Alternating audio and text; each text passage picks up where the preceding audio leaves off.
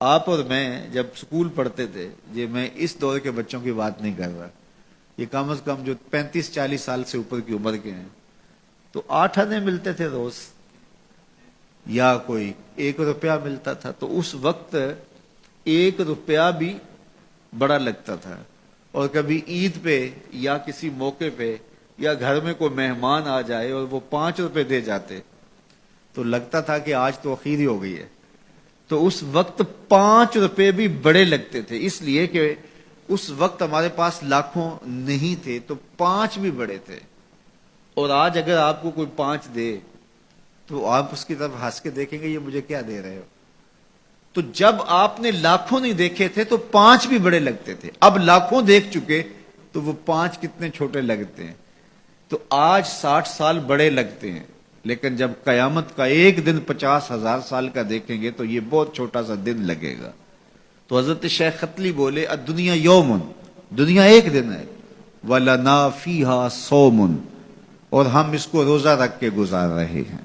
دیکھو جنہوں نے صبح سے لے کر اس وقت تک روزہ رکھا ہے، دن تو ان کا بھی گزر گیا، بیمار بھی ہوں گے آپ میں سے کئی، شوگر کے مریض بھی ہوں گے، مریض کے لیے دن کاٹنا اور روزے سے کاٹنا اور زیادہ مشکل ہو جاتا ہے، لیکن کٹ ہی گیا نا۔ تو جب ہم روزہ افطار کر رہے ہوں گے، ٹھنڈا اور میٹھا مشروب حلق سے نیچے اتر کے رگوں کو تر کر رہا ہوگا، تو ایک عجیب طمانینت ہوگی۔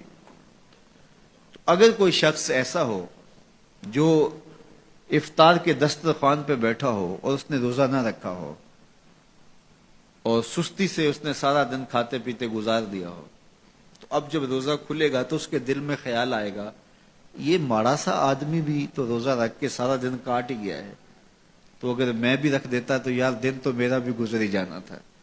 لیکن اس کو وہ رسمن ساتھ تو لے رہا ہوگا، لیکن اگر اس نے روزہ نہیں رکھا تو اس کے لیے اس میں کوئی لذت نہیں ہوگی، اس کے لیے کوئی راحت نہیں ہوگی۔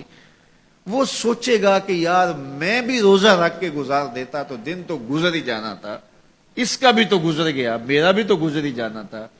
تو جب قیامت کے دن بڑے بڑے بد اعمال کرنے والے، برے اعمال کرنے والے جب سزائیں پا رہے ہوں گے تو وہ دیکھیں گے کہ یار اس فقیر کی زندگی بھی تو گزر ہی گئی تھی، اس شخص کا بھی تو وقت گزر ہی گیا تھا۔ تو حضرت داتا گنج بخش علی اجویری کے شیخ کہتے ہیں دنیا یومن وَلَنَا فِيهَا صَوْمٌ، دنیا ایک دن کے برابر ہے اور میں روزہ رکھ کے گزار رہا ہوں، اپنی خواہشات کو روکتا ہوں، اپنی آرزوؤں کو روکتا ہوں، گویا ایک روزہ رکھ کے زندگی گزار رہا ہوں۔ تو زندگی تو میری بھی گزر جائے گی، اور جو نہیں روزہ رکھ کے گزار رہے تو زندگی تو ان کی بھی گزر جائے گی۔ تو فرمایا میں روزہ رکھ کے زندگی گزار رہا ہوں۔ اللہ اکبر۔ اس لیے اچھے لوگوں کی صحبت اختیار کرو، نیک لوگوں کے پاس بیٹھا کرو۔ یہ میری اور آپ کی ضرورت ہے کہ اچھے لوگوں کی صحبت میں جا کے بیٹھے۔ جب اچھائی کی مجلس میں آپ بیٹھیں گے، میں بیٹھوں گا، تو کوئی خیر کی بات ملے گی جو ہماری آخرت اور دنیا کی بہتری کی ضامن بن جائے گی۔ یا جتنی دیر بیٹھے رہیں گے مجلس میں، کم از کم اتنی دیر تو برائیوں سے، گناہوں سے بچے رہیں گے اور دل میں نور اترتا رہے گا۔ اب کوئی فائدہ ہو نہ ہو تو یہ تھوڑی بات ہے کہ کانوں کو حضور کی احادیث نصیب ہو رہی ہیں، حضور علیہ السلام کے فرامین جو ہے وہ سننے کو نصیب ہو رہے ہیں، تو اس کی برکات اترتی رہیں گی، اور آپ یہاں سے اٹھ کے جائیں گے بھی حدیث رسول کی خوشبو آپ کے ساتھ ساتھ چلے گی۔